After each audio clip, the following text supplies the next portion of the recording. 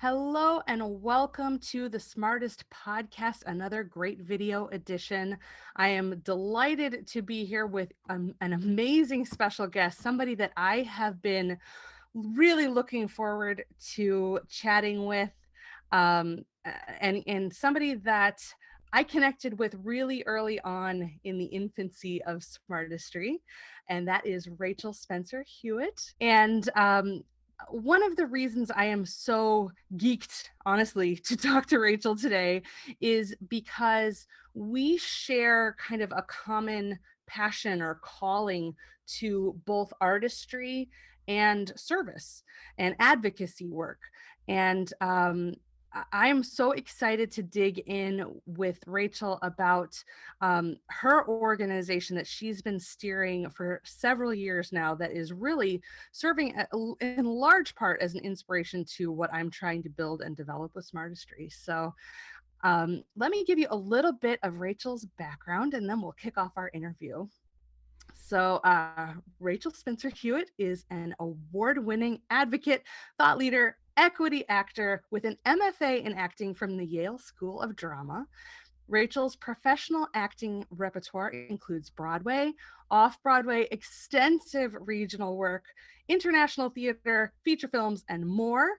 Rachel is also the founder of the Parent Artist Advocacy League for the Performing Arts, also known as PAAL, a national organization that serves as a resource hub, community, and solutions generator for parents in the arts and the institutions who support them.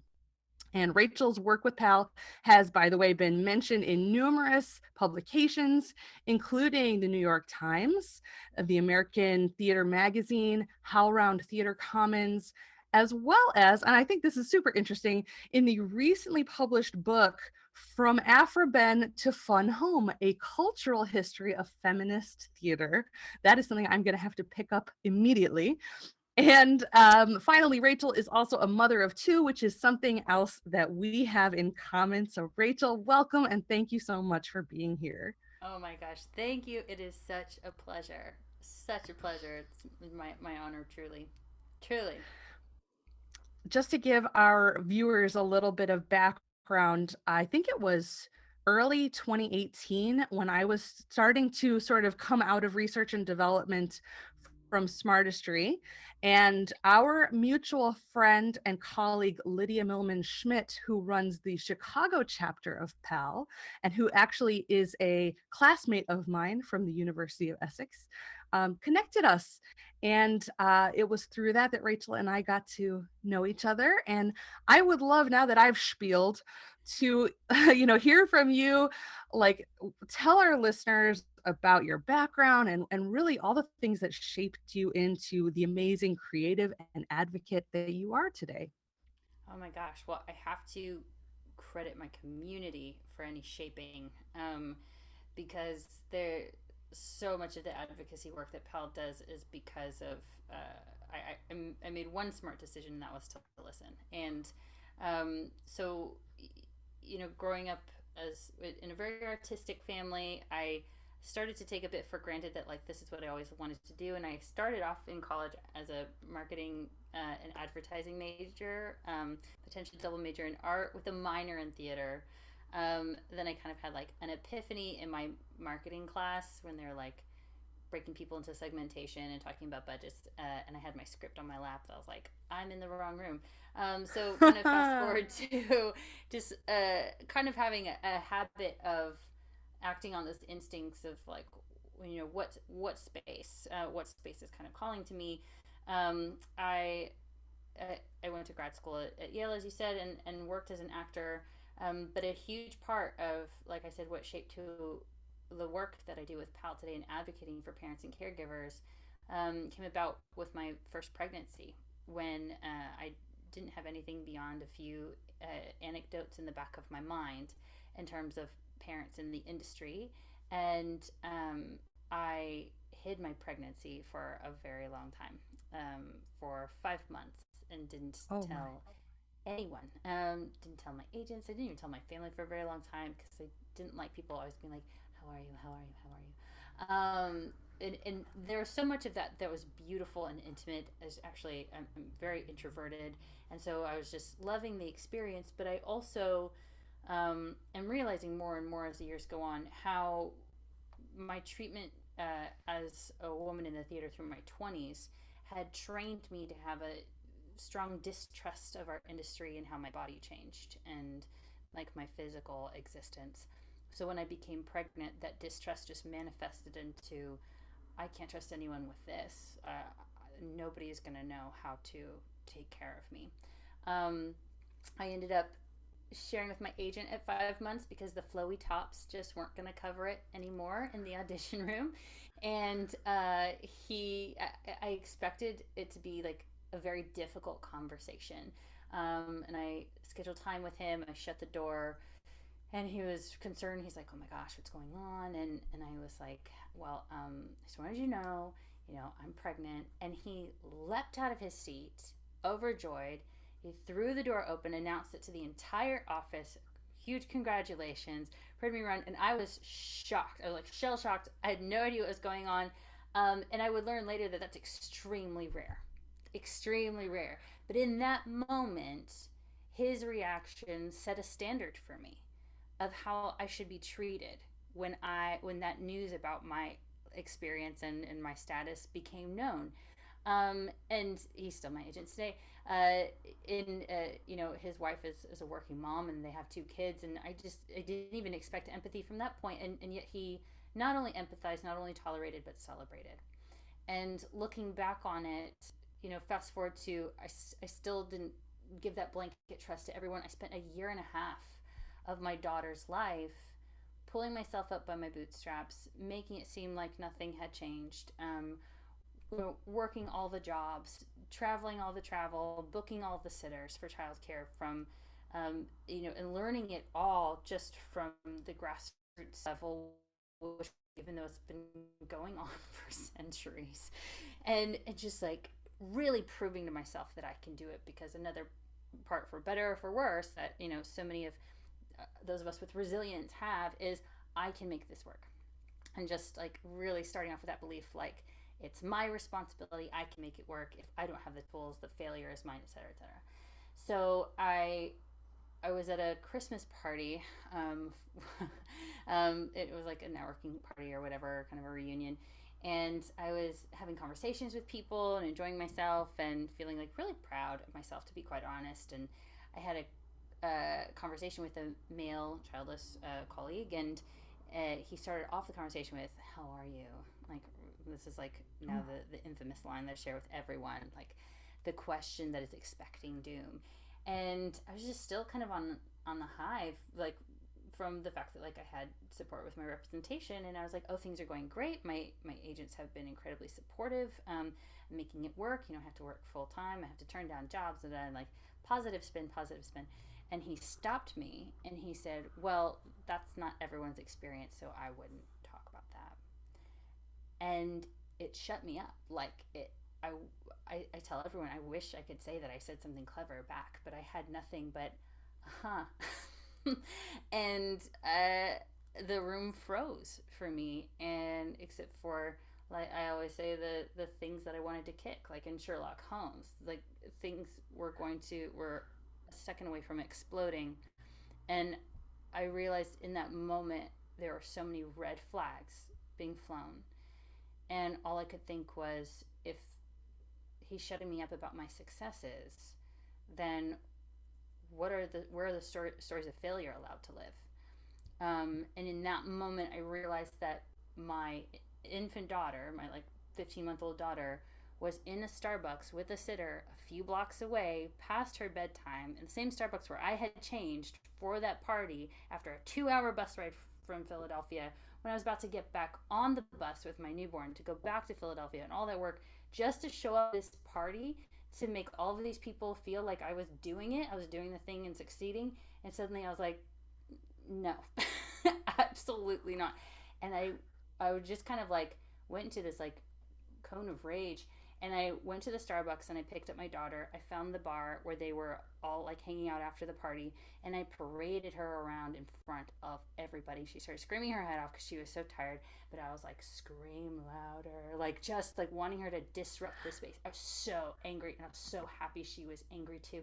And I was just like, ah, just being like, here she is, everyone. And I got back on that bus, and it was 2 hours to the city, and I couldn't sleep that night either. And I was so stuck, just asking the question, who are these women? Who are these women? Who are these women? Who are these women? And I had been journaling my experiences up until that point because I was like, I'm not going to believe this for myself later on, that like what it's like to audition while pregnant, what it's like to audition with an infant. I could record it for myself.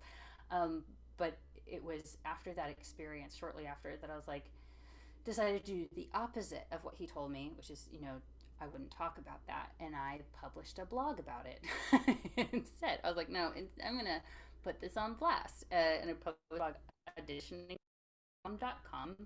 The articles are still up, my early days of research. And I also knew that in sharing my stories, I was ready to feel very alone. I was ready to be like the weird one who's talking about her pregnancy and breastfeeding and its connection to acting, like what? But actually what happened is I started to get all these messages in from all of these other moms saying, thank you for talking about this. There was no maternity leave at my last employment. I was fired because I was pregnant. And it was everything from individual shame to organizations breaking the law to folks feeling like they had made different family decisions because of the pressures from work. And I realized, I was like, oh, it's the opposite of me experiencing this in isolation. We've just been so quiet about it that people are breaking the law, and there's harm being done. Mm-hmm. So I started to research organizations like MAM Ireland and PIPA UK, and publish my work on like HowlRound. And my friend saw it, and she said, well, we need something like this in the US. And it just clicked for me. And that friend was Jill Harrison of Directors Gathering in Philadelphia, who's an extraordinary human being and gatherer of people, and mom and artist. And we got together with a handful of moms, and in 4 months we launched in Philadelphia, New Jersey, and New York our first chapters. And the prototype for that meetup, though, that launch happened in June. The prototype for that meetup happened in February of that year, when we did a breakaway session on motherhood in the theater in Chicago, where I lived at the time. And I first met Lydia Milman Schmidt, who was, and I provided childcare because I knew that was going to be the groundbreaking thing, is like, you cannot have feminism without childcare. And I met Lydia Milman Schmidt, who was there with her 3 kids, 2 of whom were twins, on her lap, eating Cheerios while she was talking about the incredible research that she had done for parents in Chicago theater called PICT. Which I also encourage folks to check out. And I was like, we're going to be best friends. And so then PAAL launched, and we dedicated the first year to motherhood breaking the silence. And it was on that journey, in meeting folks and hearing their stories, because I knew it had to expand just beyond my personal experiences, that I realized the depth and the expanse of how much, not only how much caregiver support was needed, but how much harm was being done. And so I wanted to create a safe space where folks could gather and become the majority voice in terms of making caregiver support possible. And that's why we formed Parent Artist Advocacy League for the Performing Arts, so there would be solutions and answers and community, and also real pressure for change on the industry. The story is incredible, and what strikes me from what you just shared that inspires me so much is that maybe it's because you're an actor, I don't know, but you had access to your rage, um Yeah. and allowed that to motivate you and to allow you to be visible. um is that, do you resonate with that? I do, and I'm really happy that you picked up on it. I've only mentioned this briefly in other like interviews and podcasts, so like here's the exclusive. But to go very deeply into it, when I say my 20s, the the sexual harassment was so insistent, consistent, and persistent throughout that entire first decade and a half of working in the theater, that I shut down with so much fear. And then I became pregnant, and I was suddenly back in my body, and I was like, they're not going to touch this. And so I actually had a decade and a half of shame and fear that should have been rage, but I didn't have the permission for it to be. And there was something about pregnancy that when at that moment at the party when my mouth shut up again, it did the opposite of what it had done for a decade and a half of suppressing me, and it made me snap.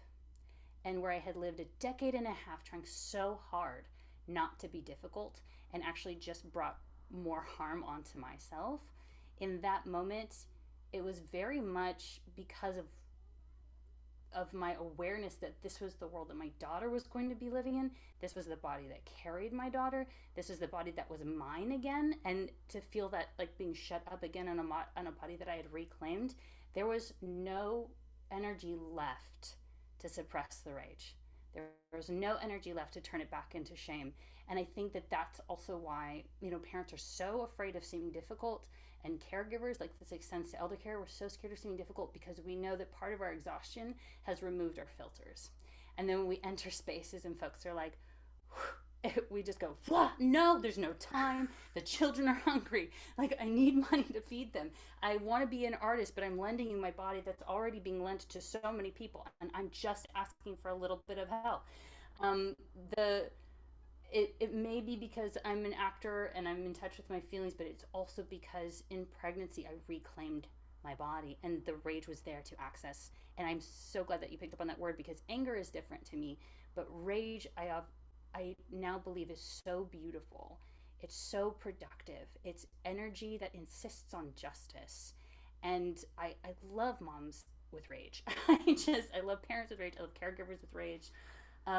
I did have access to that rage, and it fueled me then, and it fuels me now. And what I also offer to folks, usually in more private conversations, when I have folks calling me anonymously and talking about the discrimination that they've experienced, or their fears of being discriminated against going into a new job, is that I often find they're hesitant to say that they're upset about it. And I invite them to feel their rage, and I promise them that I will be transparent about that rage when I go out into the world and when I talk to these institutions.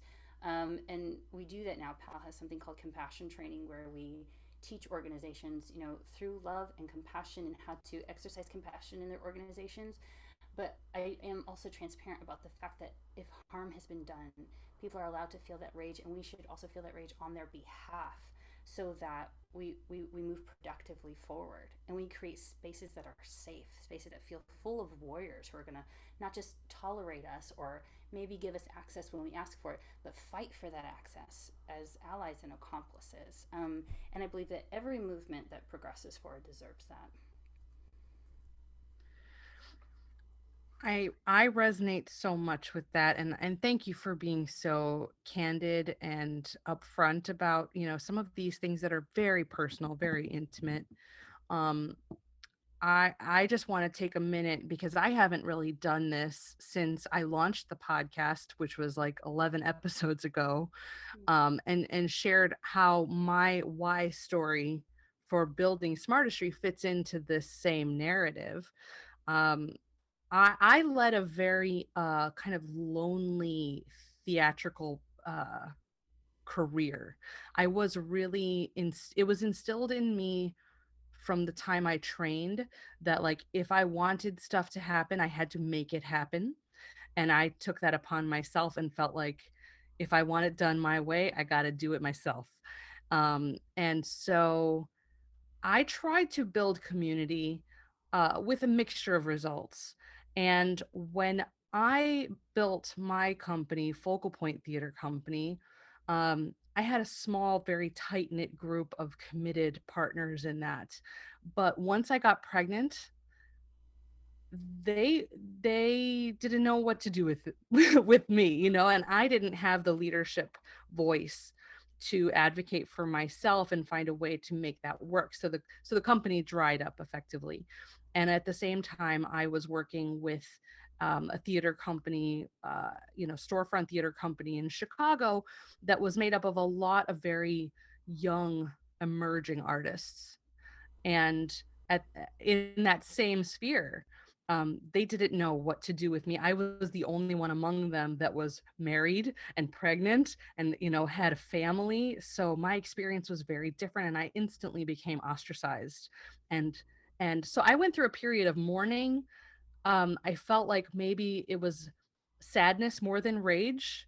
But Mm-hmm. what I know now is that I did come to rage because all I have wanted to do with Smartistry is empower, give people power through information. And so I'm like, I feel like a vessel. Do you feel that way too? 100%. Yeah.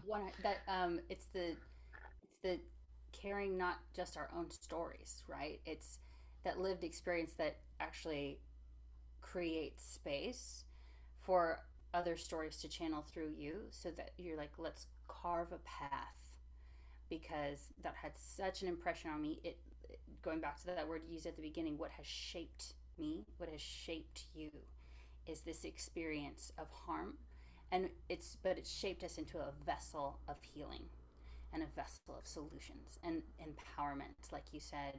And and I think that when we let our rage live, that's what it can do, is that harm comes in and tries to, you know uh, defigure us, and rage actually takes the energy from harm and says, no, I'm going to turn into the solution of that thing, Yes. the solution of that problem. And when you find a community that's like, we've allowed rage to shape us into the healing answer to that harm we experienced, I mean, I think that's the way forward. Is this business model of providing resource through community uniquely matriarchal or non-patriarchal? Um, Yeah, I how would call it how more we're approaching it. non-patriarchal.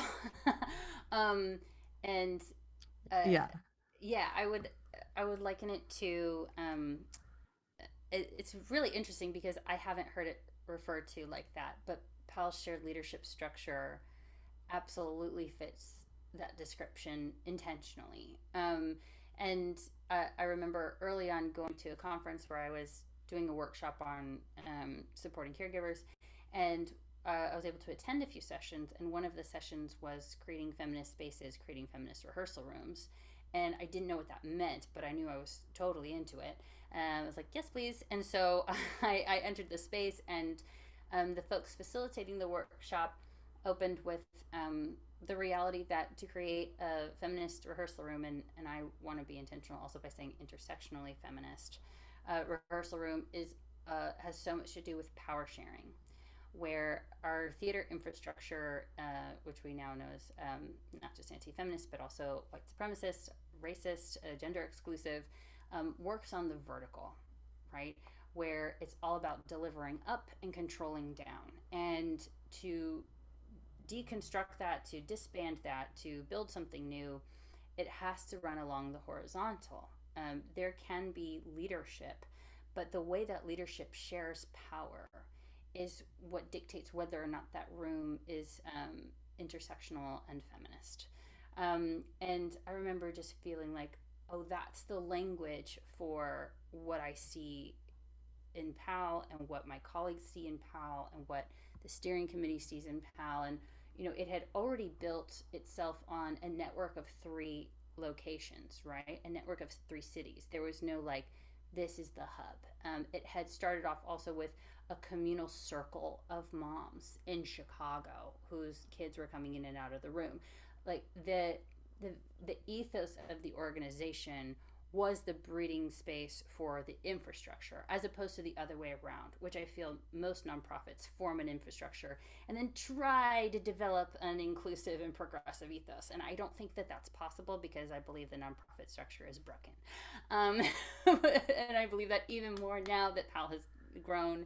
But I will say that so then from the inception, we knew that PAAL would commit to something that we call the vertical 50-50 years ago, which was that at minimum, every level of leadership would have, or it would not be able to function in at all. It would not be considered complete. It would not be considered functional unless it had a minimum 50% of folks of the global majority and always include the Black lived experience.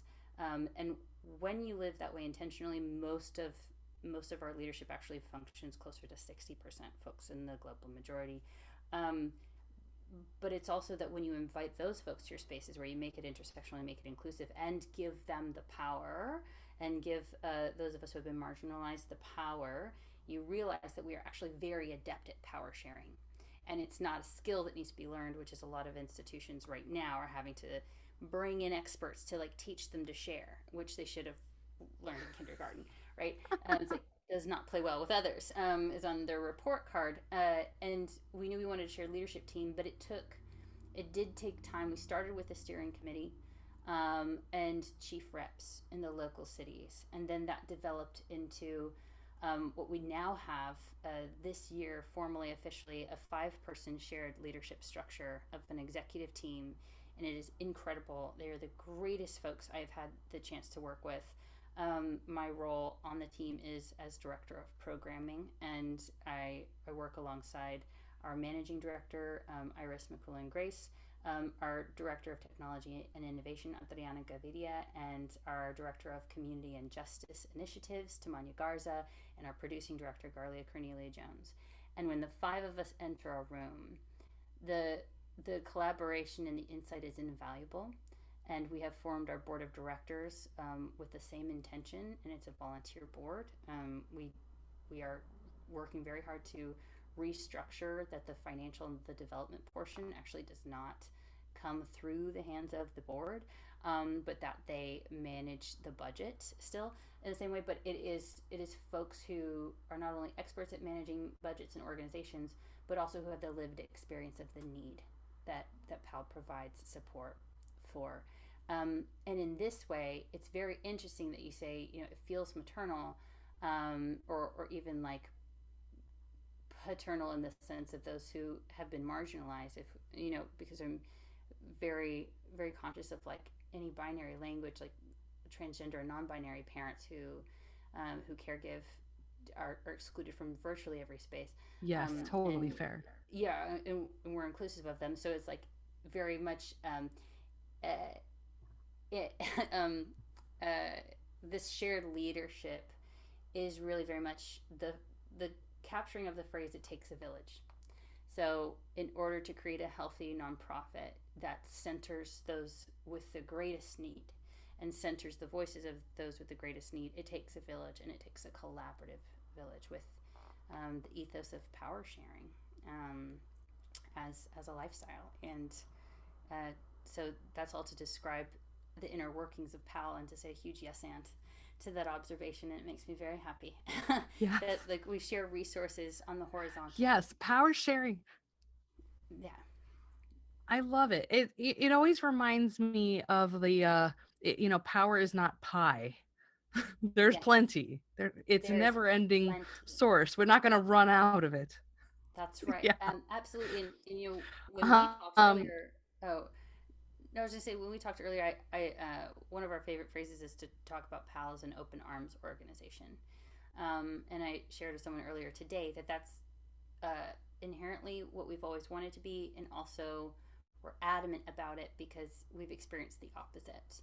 That very much in the nonprofit world, in the arts world, it's a door slammed in your face organization unless you have something to, financially contribute to them. And we want to just be the total opposite. We want to find ways that that we're amplifying and uplifting and growing in partnerships that way. in previous episodes, I've talked with other guests about the scarcity mindset Hmm. that creatives experience. And just to put a bow on what you were saying, I think an open arms uh, a statement, a value system is the antithesis, the antidote to the scarcity mindset Yeah, absolutely. And it's at every level. 100%. And I just want to say quickly that, you know, finances are limited, but collaboration is infinite. And if if any organization, you know, treats those listening, or if those listening are like, I don't know how to do that in a sustainable way, I would encourage them to think about, well, how can you collaborate? How can you support each other? How can you lift each other up? Versus like, you know, what are you spending your money on? There's a way to create community partnerships that exchange resources beyond the financial, so that the financial is cared for, and respected in that way. Yes. So I think many of our listeners on this podcast may not have lived experience as caregivers or parents. Mm-hmm. And I would love to hear from your experience and your research and all of the knowledge that you have. What are some of the tangible uh, challenges that parent and caregiver artists see on a day-to-day basis? You already kind of described some of your personal experiences, but can you share some other places where you see direct impact? Yeah, impact in terms of the challenges that they face. Yes. Yeah, I I think that there's inherently, because the way our society conditions us, this pressure to keep your caregiving invisible. Um, there's shame surrounding that. There's expectation, especially in the workplace, to enter taken care of, or you can't take care of your job, as opposed to your workplace should help take care of you so that you can take care of your job. This idea that if they see me a mess, then they'll think I'm incapable, which happens. So just that challenge, knowing that the caregivers around you are probably censoring the majority of their challenges to preserve your comfort. And how can you, as someone who wants to be a support system for them, how can you share with them that they don't need to work that hard to keep you comfortable? And one of the best phrases you can offer is, "What do you need?" If someone shows up late, if someone seems like a bit testy, asking, "How are you? What do you need?" is the best gift that you can give anyone. When someone enters the space late, offering an authentic and genuine welcome, because who knows what they had to tackle before they got to you. And if they feel safer with you and cared for, you're going to get a better conversation and collaboration out of that person. That's the best way to not extend that negative moment. And then I would also say the financial impact of caregiving in this country is atrocious, especially being like one of the most developed countries in the, like, whatever that language is about. This country is an abomination in terms of the lack of economic support for caregivers. Just look at anyone's hospital. Google how much does it cost to have a baby. Google how much does it cost to adopt. Google how much does it cost for IVF and fertility treatment. Google how much does it cost to have a CDC. Google, Google, Google. And just let those numbers terrify you, and know that that caregivers confront those budgetary realities on top of groceries for multiples, on top of rent, on top of travel. And so then when we take a look at employment, and the majority of folks who end up caregiving are women and folks of marginalized genders, and those are also the folks who are paid less. Take the intersectional reality of that group, of the folks of the global majority who also fall into that category, who are paid exponentially less on the dollar. Yet those are the folks who often have to pay more for childcare because they are more likely to be responsible for caregiving, and so they have to make those decisions. And before we go into this realm of, well, it was their choice to have a child, let me just offer to anyone to stop ever using that word in this context. And I call it the weaponization of the word choice, because the word choice needs to be about empowerment and allowing the individual whose reproductive status is being discussed to feel agency, autonomy, and empowerment. And when we throw it back in anyone's face and saying, well, it's their choice to have a child, so those financial burdens are their own, the workplace burden is their own, what you're doing is you are trying to use choice against them to absolve ourselves of communal responsibility, workplace responsibility, and also projecting a reality that very likely is not the case. It is so classist and racist and misogynistic to think that children or life dependence happen by choice. The the process of getting pregnant, the process of foster care, the process of adoption, the process of being responsible for caring for your parents, caring for your siblings, caring for other family dependents, is so chock full of variables that it is in the minority percentage of what is within anyone's control to choose. And we do nothing but harm and weaponize with that word when we throw it back in someone's face. So don't do it. And so we're talking about the cultural shame of having to hide the burden so that other folks are comfortable, the financial realities. Then I would also say logistical. Like being responsible for all of the caregiving and the workplace and etc. And not feeling support from your community, your work community, your friend community, your family community. I think it puts such a burden on the brain and the body for that caregiver in a way that it wasn't designed. Going back to it takes a village. I really believe that caregiving was designed for multiple minds to serve a community of dependents. And when we remove that communal support, we tax out an individual. Yep. It's interesting. One of the things that I I feel challenged by is also just the availability of time. Yeah. The demand of your time to be able to run multiple, contracts or multiple gigs or touring or all of these things that artists, especially in the performing arts, which is a lot of our listeners, like you're just expected to be available. Yeah. Yeah. We'll get into. I'm going to save some of this conversation for later, but this is like key to any sort of progress and self realization and communal actualization of support. This idea of time and what we expect others to have in terms of time wealth. And the I was on a panel earlier today for the Playwrights Realm. If you don't know that theater, check it out. We partnered with them on the Radical Parent Inclusion Project that ended up supporting all caregivers, and they have continued caregiver support institutionally with their organization. And we did a panel today, and one of the guests mentioned when asked, "What do you wish people knew?" The guest mentioned as a caregiver, caretaker of family dependents, that it never stops. There's no like clocking out. There's not even oh, that was a long 10 out of 12. I only have 3 hours to sleep. It's never that.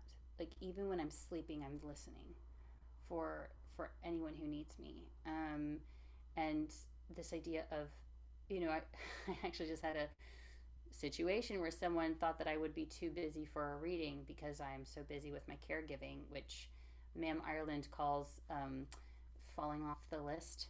Oh, Where yes. where oh yes, where folks are doing you a favor by removing opportunity. And even if someone's going to say no, we all have the right to our own agency in saying no. Um, but but all that to say is what folks don't understand about that time of like, do you have a time to do this reading? I mean, when I became pregnant and knew I was going to have kids, I had to turn down 95% of my auditions because that's the percentage of jobs where I would be paying the babysitter more than I would be making. So any amount of time that I have away from my children is costing me a minimum of $20 an hour. So I do a reading that rehearses even only 4 hours before doing like booking 3 hours for a reading. I mean, we're looking upwards of $250 for every reading. I don't have that. Like, that's time that I don't have in the day unless you're going to do it after bedtime on Zoom, which I've done a lot this year. I worked more this year. I also don't have that money to to spend on that time, like the valuation of time, and that's what we can go into deeper in a second. But Yeah. So this brings us to the amazing programs and resources and offerings and everything that PAL has cooking. Why don't you tell us, you know, whatever you want to about what PAL is creating to support parents and caregivers and this community? One of our biggest projects that was in development for about 6 years just published about 20 chapters, and it's our National Handbook of Best Practices for organizations to support caregivers. And we're so excited about it. So that's one of the resources we offer. It's free right now on our website. Just go to PAAL Theater with an RE.com, click on Handbook, and there it is. There are chapters on how to create a caregiver fund in your organization that's HR compliant and gives you tips on how to make it compliant with taxes. There's a chapter for theaters on how to use the 5-day rehearsal week that's already implemented in equity, how to do anti-racist caregiver support, gender inclusive caregiver support, pregnancy anti-discrimination, all that stuff. We also were the organization to provide the first national all-discipline child care grants, which we also pivoted and expanded to emergency grants for artists with families during COVID. And we've given over $30,000 in those grants to this point, which we're very proud of. Wow. And we just completed two of our biggest artistic projects this year, that we hope to make recurring events, which was led by Garlia Cornelia Jones, our producing director and founder of Blackboard Plays, the Black Motherhood and Parenting New Play Festival that paid everyone who participated in the festival. And also, we created a Black artist exclusive budget so that everyone who was paid was a Black artist. And it is developed to create a grant for a Black parent playwright. And the finalists this year that we developed plays with were four Black moms who are brilliant artists, and some of the best work I've seen. We also have the Motherhood concert coming up, which commissioned or paid for 6 mother composers for their 6 original songs that was performed by mothers and fathers to create a blank page grant for a mother composer. So we're continuing to expand our programs, but it's about those resources so that we can train institutions. We go into the institutions and help them improve community support so folks can find connection, and also creating financial support for folks who are caregivers. Simply amazing. I'm so inspired and um, just really like overjoyed for you Mm. to be able to be immersed in this and making real change. Just bravo. It's so Super great. grateful. Super grateful. And I'm a super fan of yours and all the work you're doing to empower folks in the financial sphere, because um, that's so necessary for our agency and upward mobility. So I'm really excited that this conversation is just the beginning of our connection with each other. We've Yay. been like growing in parallel paths for the last few years, and Yes. it's time to collide a little bit. I know. It makes me very happy. um so uh um one of the things you mentioned to me when we talked before this is wanting to put some specific focus and centering around single parent families or Yeah. single caregiver families. So, what's um, different or specific in terms of the needs of this group? Yeah, absolutely. So, just to make a distinction, I solo parent, which means that 99% of caregiving falls on my shoulders, but that is not single parenting, which is what we're talking about. My sister is a single parent. Many folks involved in leadership at PAAL are single parents. Um, the uniqueness of this reality is that a single parent often takes the burden of providing financially, the burden of providing the caregiving, and the burden of and logistics of finding employment, all on a single individual. And that is like while parenting, while caregiving for dependents, while caregiving for elder care. And the single parent household is distinct because there's virtually no infrastructure in our socioeconomic reality to support them and compensate for the burdens that they experience. And, like the love and relationship isn't a burden, it's the financial reality, it's the logistical reality, to the point where uh, institutions and communities, like if you're someone hoping to be, an ally on this mission to support folks with caregiving responsibilities, um, just asking the question, how can we be more of that network that supports that individual? And PAL has a single mothers meetup that happens over Zoom as a digital community, just to create those relationships where they can see and hear each other and the struggles, and do peer mentorship and peer advising and peer support.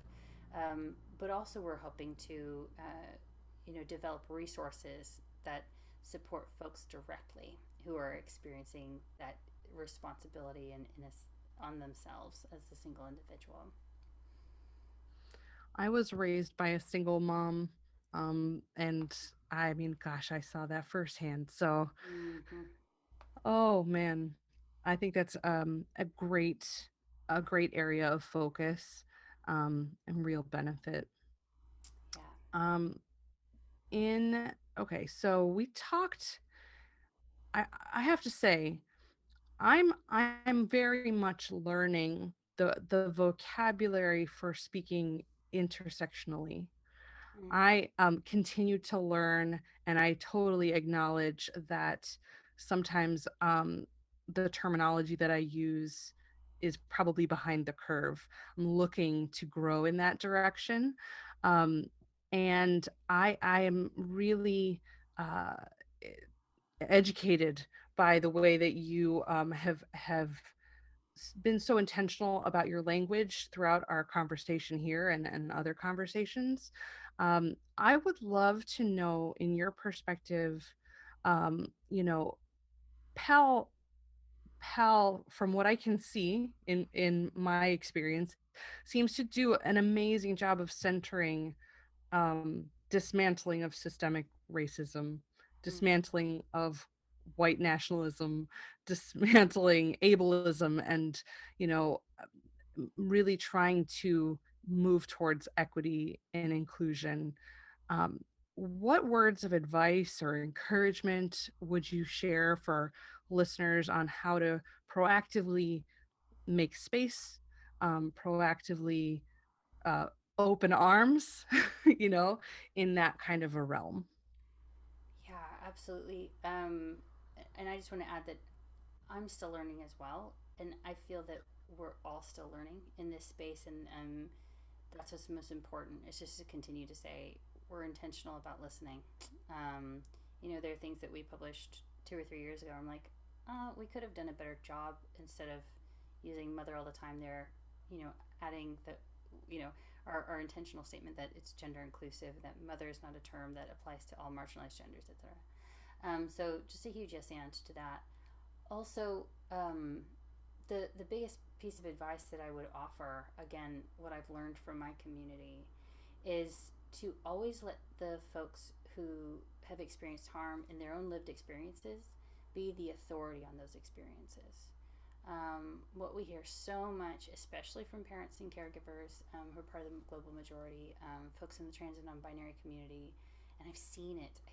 It's just astonishing how automatic it is in some situations, where they will share their experience of harm, and instead of saying, "Yes, I received that. I accept that," the group where they share it will try and explain away what happened, or try to say, "Well, what they really meant was," and that is, to me, that is doubling down on the harm.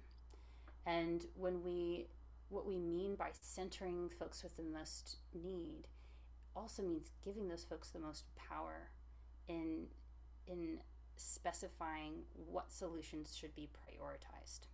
So it's very interesting where there are even memes going around right now where it's like you're inviting BIPOC artists into your space, but you're not willing to change the space.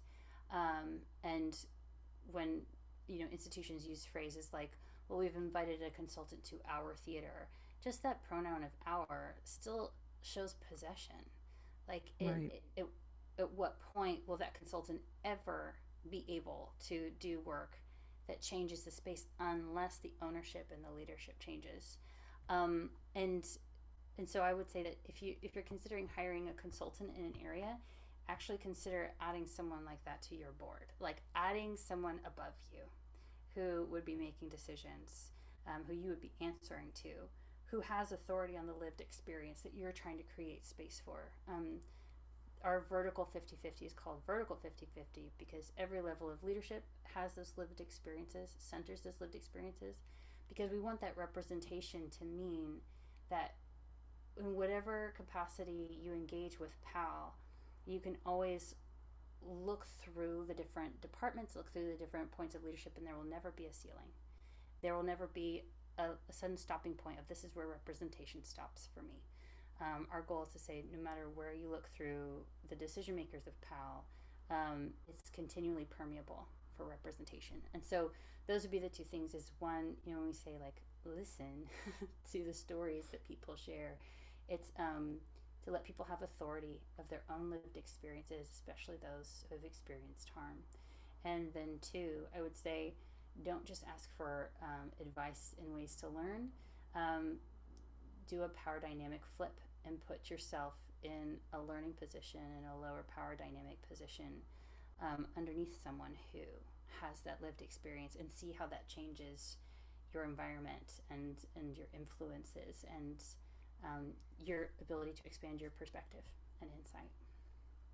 Mm-hmm. I thank you for sharing that and for leading by example on that, just as Well, a person. I'm very grateful to the folks on our board and the folks on our exec team. Truly, anything I share that's valuable, I've learned. Do you know from my community and from being honest about the reality of trauma. Yeah. Yeah, yeah. So when we're talking about organizational change, and the ways to implement that. You talked a little bit about the National Handbook of Best Practices. And I think that is such a phenomenal resource that PAL has put together Mm. to give guidance, to give um, an accessible resource for best practice, really. What's the reaction and the reception been as you released that? Enthusiastic. It's a little dense, so folks are like, "Where do I start?" And I'm like, "Oh no, we need worksheets." So not transparency, but mostly enthusiastic because to put it in writing that this is not just theory, right? This handbook is chock full of examples of solutions that exist, have existed, or that we have created and we have applied. Um, to put the reality of those solutions into writing and record, and it creates a word that's huge for me personally this year. In my practice with my self care and in my practice for organizational care, it's about accountability, where suddenly folks are empowered, individuals are empowered, institutions are empowered because they're like, they're what we call it the new standard of care. We want to elevate the standard of care for caregivers, and we say like, here's the standard.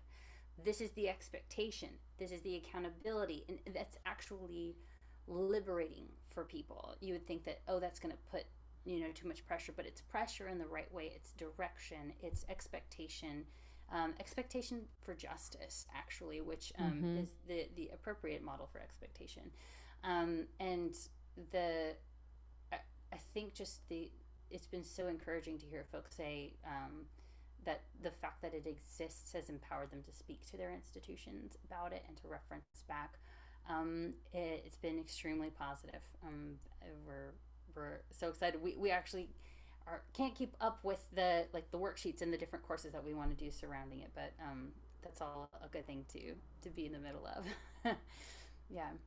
Okay. A couple more questions and then the hot seat round. Into it. Okay. All right. So you mentioned earlier transitioning from like a self-driven operation where you were doing research and getting things going in your three initial hubs to a fully team-led organization. So can you tell us how you implemented that? Like, what advice do you have for any of us who are entrepreneurially minded, on how we could run with that? Yeah, absolutely. So we have tried from the beginning to put into practice internally the expectations that we have for other people. So there are some parts of the experience of PAL growing that have actually felt really slow. And to be very transparent, we haven't solved the problem of invisible labor. We haven't solved the problem of everyone getting paid because we're all volunteer. But we do budget to provide stipends at every opportunity possible because that would be the first tip is start to create value lines for every single contribution that you see your community making. What that does is it not only empowers the people supporting you to feel seen and heard, but it also creates such a beautiful budgetary roadmap. And I'm not someone who naturally thinks, in terms of budgets, but this was advice that I got from folks who started nonprofits that were incredibly progressive and inclusive. And they talk about your budget is your mission statement. What you put on your website is kind of just a catchphrase of that. It should be a snapshot of that. So to keep a record of contributions and provide financial value points at every place possible. One second, my love, you have to go to bed.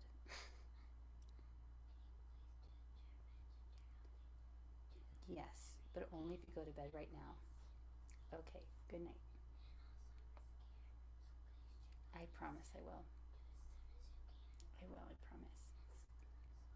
Yes, I promise. I promise.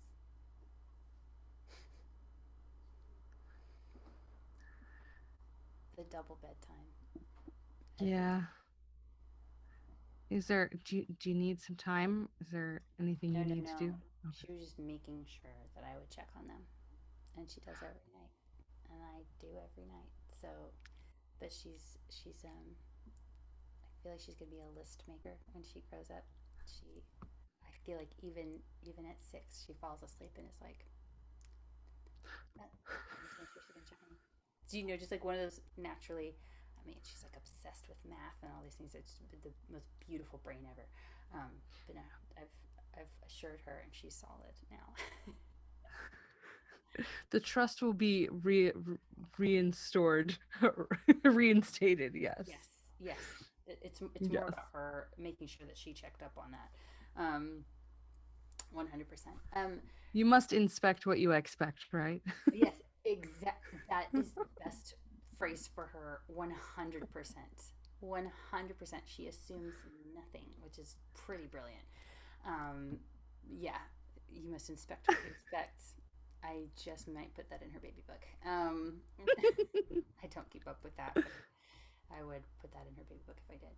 Um, yes, so the budgetary line items. And then, right, I was talking to someone about this today. When you do shared leadership, it's harder to like boom, boom, boom, boom, boom, move fast, right? Some executive decision, wah, wah, wah, wah. But what we have found is that when you have to check in with other people, space and time is created for you to check in with yourself too, and be like, and what are the reasons for this? Oh, that's something that I should note when I talk to them about it.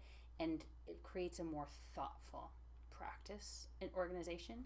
And the feedback is that from the outside we've grown very rapidly, and I see that intellectually.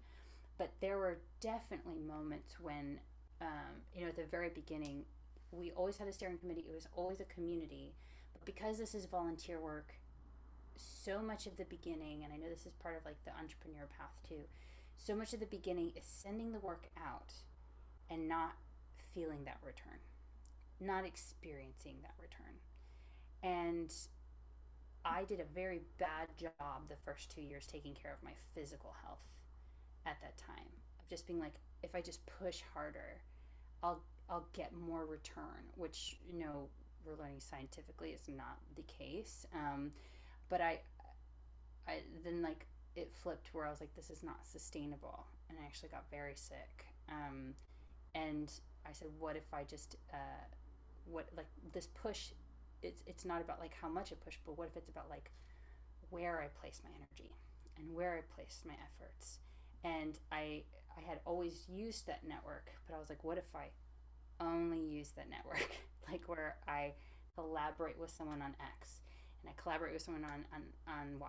And then what that created was the experience of instant return, instant feedback, and instant collaboration, so that when the work was sent out into the world, we could reassure each other, as opposed to, like, it's again this like American exceptionalism, and all these memes that float around like no pain no gain if you work hard, but it's Yeah. like whatever, lift weights if you You'll want, sleep but when like you're dead. yeah, I'm like, exactly. This idea of like, what?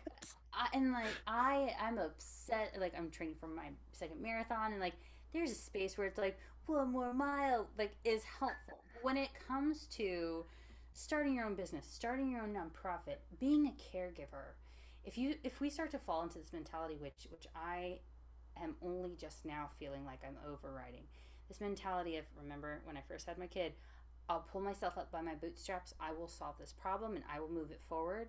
We also start to feed, we start to misfeed our ability to track the return, because we start to track the return based on like the energy that we're getting back in comparison to the energy that we're putting out. And if we keep putting out that energy and the return isn't matching up, that will categorically lead to burnout. And burnout is actually what's going to kill your business, not taking time to rest. Burnout's what's going to slump your nonprofit, not taking time to rest. It has actually been in the ebb and flow for PAAL, which is a phrase we use internally a lot. I was just talking to someone the other day who was like, I have some time. I'd love to get involved with PAAL, and I'm like, great. We'll talk about your bandwidth and what you want to contribute. And so that's rule number one. If someone wants to participate in your organization, if someone believes in your job, ask them what's your passion, what excited you about this, and get them involved where their passion is, because that will always help them stay on track. And then two, I would say that what we always give is permission to say, we're talking about your bandwidth now, but if at any point in this process life happens, which is the whole point of this organization, just say the word and you'll receive nothing but support and nothing but yes. And we believe that when that happens to that person and they need to step away and they need to step back, that it's our job to adjust. And I'm not saying that it's easy or comfortable, but it has always been beneficial.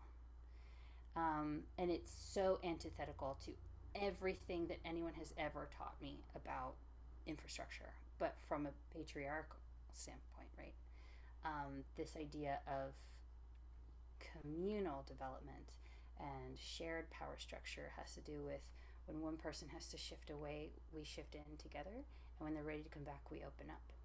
And if we stay in that mode of feeling each other's rhythms and being transparent about it, we actually become so much more adept at doing it. It's when an organization is rigid that when someone gets sick and falls away, it's like, the structure breaks because it's not malleable. So it's like working out, stay flexible so you don't pull a muscle. Right. Yeah, that would be my recommendation. It makes a lot of sense. And I think, I've taken a similar approach with myself with Smartistry, which is just that it's a long game. It's a marathon. It's a never-ending marathon, not a sprint. I would rather pace myself and pace I would rather do things well, and take the time that they need Yes. than just like, pushing, pushing, pushing, pushing. I'll be the first to confess to Smartistry's listeners, like my monthly newsletter is now quarterly. Like it's Hallelujah. not happening. Yeah, it's not happening on a monthly Love hearing basis. that. Love it. Yeah. Yeah. um well, that's great. So I think, before we kind of wrap up with some of the questions about PAL, I wanted to give you space to come back to the topic of time wealth, because you Oh, had kind of put a pin in that, and I wanted to dive a little deeper into that. I think that's in the next section, actually, of what we're going to Okay, talk about. good, yes. So, as we kind of wrap up these questions, what do our communities stand to lose if we don't make space for parent and caregiver artists? Just right off the bat, we are losing great talent and individuals. We are. It's not something that will happen in the future. It's something that's already happened. Um, it's very difficult to quantify, but the numbers by which people leave the workforce, leave the field of the arts, um, are so much more reliable than the numbers of folks who become caregivers and stay involved. And when we talk about the bleeding pipeline, when we talk about gender parity, when we talk about EDI, equity, diversity, and inclusion, when we talk about disability access, we have this huge leak point in every single category when it comes to caregivers, because that is a reality. That is a reality of every single inclusion initiative that you can think of. And when it's not supported and not taken care of, we lose people. They like actual people, human beings, disappear from your circles of contribution and creation. The other thing that we lose that we don't talk about enough is we lose our, I keep saying communal, but also like organizational ability to have sustainable infrastructure, like I was talking about. There's this inflexibility model that is actually the voice behind refusing to create caregiver support. It's not that it's actually not sustainable, because we have the numbers to prove otherwise. Like, we actually have the budgeting numbers of what it costs to create caregiver support in the theater. Like, the numbers are real and they're sustainable. So the voice that says this is not sustainable is the voice of inflexibility. And so what we stand to lose is our own futures as organizations, because we're losing talent, we're losing flexibility, we're aging, and we're going to become stale and stagnant. And that's happening now too. There's like, how do we diversify our audiences? How do we diversify our staff? How do we by creating access?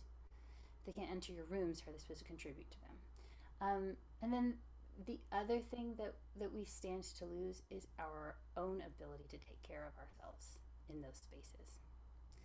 PAAL talks a lot about, in our compassion training, we talk to organizations about, how you have the conversation of caregiving support in your organization is how your organization talks about care in general.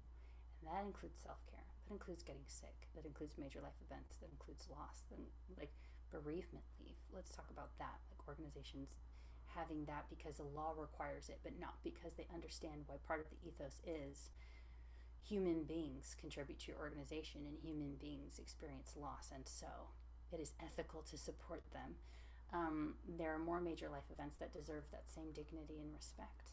And when we don't practice that, when we don't practice providing that to other people, we won't be able to provide it adequately to ourselves either. So we all should invest in caregiver support because it teaches us a lot about how to take care of ourselves. Well said. I think I think it's also a time where we're seeing the market appetite change. Mm-hmm. It's good for business Yeah. to to be better, frankly. That's what consumers or arts patrons want. They want to be a part of something bigger and greater. um And I think they want as to our see themselves audiences in your age. organization. Yeah, Hmm. absolutely. Yeah. So, yes. Yes, and to all of that, as you said. And to you. Yeah, 100%.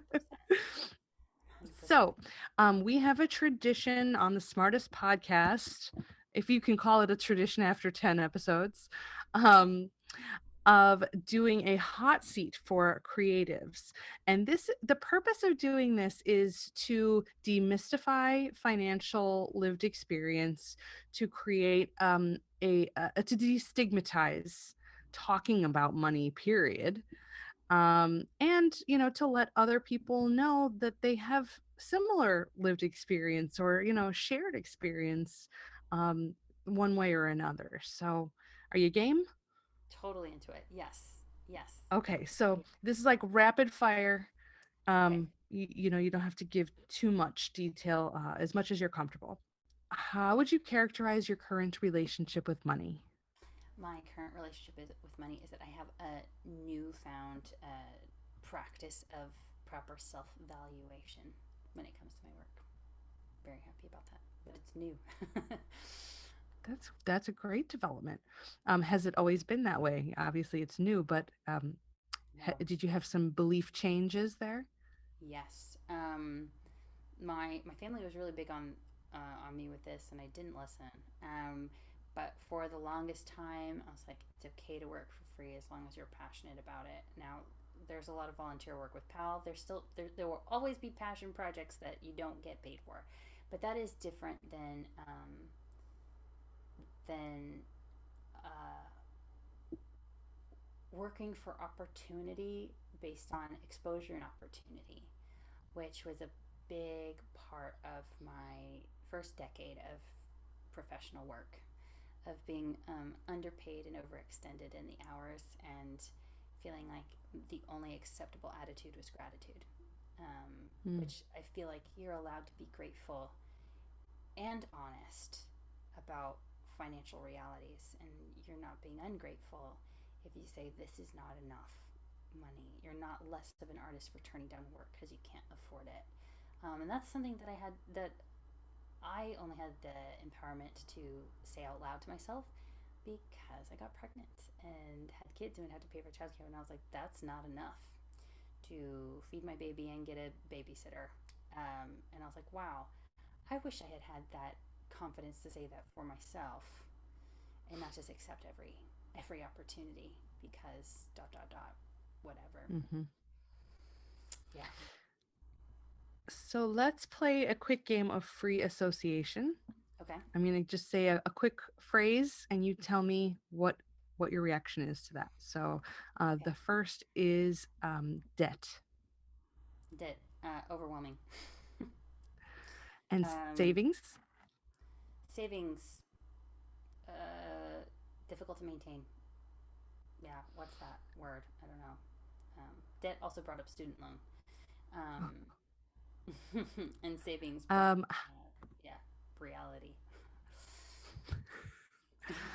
how about health insurance Health insurance, employment, and life insurance scary to think about. Feels like and it's about death. financial advisor? Oh, sorry, go ahead. Nope, nope. Just death. It's weird. It's a heavy thing for emotional people, I think. Yeah. Yes. The last one was financial advisor. Too expensive. Which I know is not. I know all financial advisors would be like, it's not too expensive. It's the myth, I know, but it's just like financial advisors are for people with finances, right? Is the myth that still comes to mind for me, even though I know it's not true, but it's there. Fair. Yeah, fair enough. What would you say today is your biggest area of financial or lifestyle struggle? Savings, knowing what to set aside and what, I mean, when you like set aside for a rainy day, I hate that phrase because it's like there's rain every day. So like Yeah. it's set aside What for now. counts as rain? Yeah. That's right. That's Yeah. right now, and I feel like set aside for a rainy day is a life that's like often financially sunny, but when hustle is a lifestyle for survival, um, and it's like pouring outside and someone's inside and calling you on the phone, be like, save for a rainy day, and you're out there with your umbrella and you're like, please don't break and like dump all this water on me. It's just kind of a silly concept where it's like, okay, what is the reality of a savings account for folks who are like, there's rain every day, you know? I think that's a really great and very intersectional thought process too. I Yeah, think save for a rainy day implies that like you have any extra. that's right. And that bad things happen infrequently or Right. costly things happen infrequently when I'm even in a better financial position than I was in my 20s living in New York, eating out of tuna cans and like rotten fruit in my fridge, not knowing when like my next paycheck is going to come, and searching Craigslist and hoping that they would ask to meet me outside so that I could hand out flyers for cash. Like that reality of no, it costs. I was spending more money just like get around to go on job interviews, to pay for clothes to wear to the job interviews. It costs more money when you have less of it. So like the whole rainy day analogy is like, oh, it's for folks when that those emergent costs are infrequent, and folks in need, emergent costs are daily. Mm-hmm. It's like It's expensive to be poor. it's super expensive to be poor. Yeah, Yeah. 100%. So, on the flip side of that coin, what is your vision for a perfect work-life balance, and what do you think it would take you to get there? Um, I still am on the fence on whether or not I believe in work-life balance as a phrase. I don't think Oh, it's a balance. interesting. There's no. I think it's a moving ship at best. It's an ebb and flow. It's a back and forth.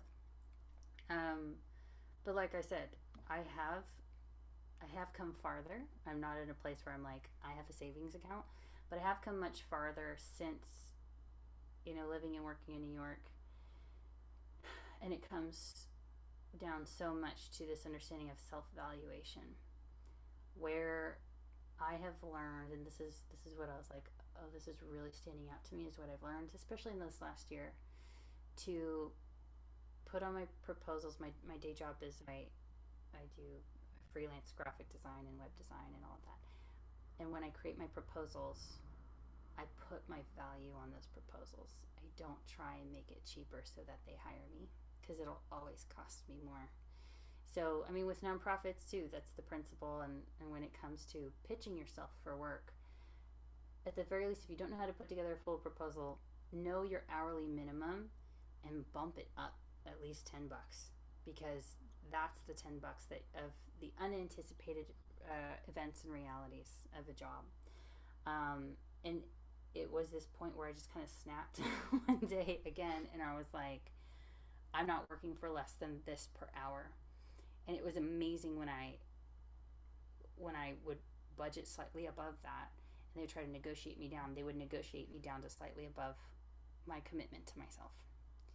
And I was like, oh, they just need to know that they're being valued, but I can still receive at my value set. And that's the self-valuation level of just like, oh my gosh, all all my life when I was like trying to make it easier on everyone by devaluing myself and like making it less expensive, da da da, it was costing me more. And the whole time, the folks that I was doing work for could afford it. Oh Um, yeah. yeah, and so I've actually made enough now that I have people working for me, and I've created a community. And I think that the key is to create a self evaluation plan where when folks negotiate you down, it stays above what your minimum need for profit is. And then two, expect to invest in someone assisting you to grow, because as you scale up, you don't like it doesn't go from 24 to 27 hours a day. It stays at 24. So if you're expecting to scale, the only way that can happen is as something else expands. And sometimes that expansion has to be the people involved. You have to expand yourself in a way that doesn't overextend yourself, and that's hiring a virtual assistant for 2 hours a week, right? At $20 a week. So that $40, will that $40 a week be the profit that you make from this self-valuation practice? And that has actually invited into my space clients uh, who are able to support me that way, are able to deliver in that way. So I would say that's what comes to mind with that. I love it. The last question here as we wrap up. What's the most valuable lesson you've learned about personal finance in your career? Personal finance To my career. Know your deductibles on your taxes. Honestly, like that's a logistical answer. Especially as a freelance artist and like the changes that happen every year. Get that list of deductibles halfway through the year, 6 months before those taxes are due. Take a look at what your personal budget narrative can tell the IRS about how much it costs you to invest in yourself as a contributor to this economy. That's, I mean, give yourself that title on your resume. And I would also say, personally, again, is that I don't have to make myself less expensive to be accessible as a worker.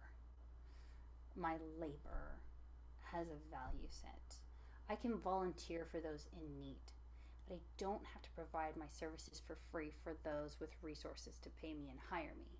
And I think especially for folks in the nonprofit world who, like, those of us who like really have a mission we care about, it's really hard, especially at first, to make that distinction, because we're like, but everyone's in need and you're surrounding folks with need. And so just understanding, like, what's the area of service where the volunteering happens, and then what's the area of speaking truth to power, which is, this is the cost of my labor. Like, this is what it costs for you to ask me to come in and serve your organization, is different than, you need help, I'm here for you. And when this reality can happen of, this is the number on my labor to like help you progress, then this act of service becomes supported and can continue and can be sustained. Right. Which is like pretty 101, but it's amazing to see how difficult it is to make that, and it's easier to advocate for other people, but then like in your own mind about yourself, that's taken me a long time. It's airplane air mask, right? Yeah. You have to help yourself so that you are available to help other people. That's right, 100%. Yeah.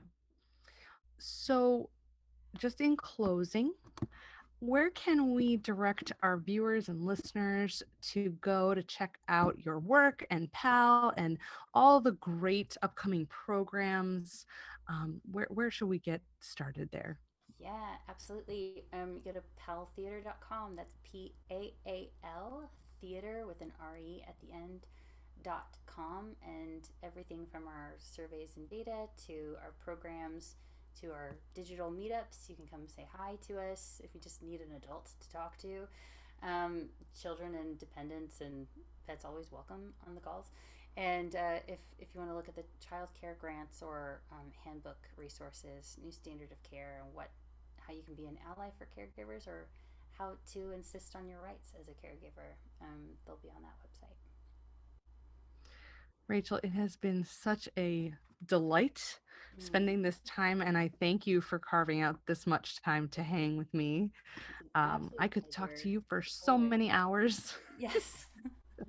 So much, and I'm sure we yeah, I look forward to more chats and catching up with you soon. Everybody go check out PAAL's website, get involved, and leave your comments below the video, because now we're in video.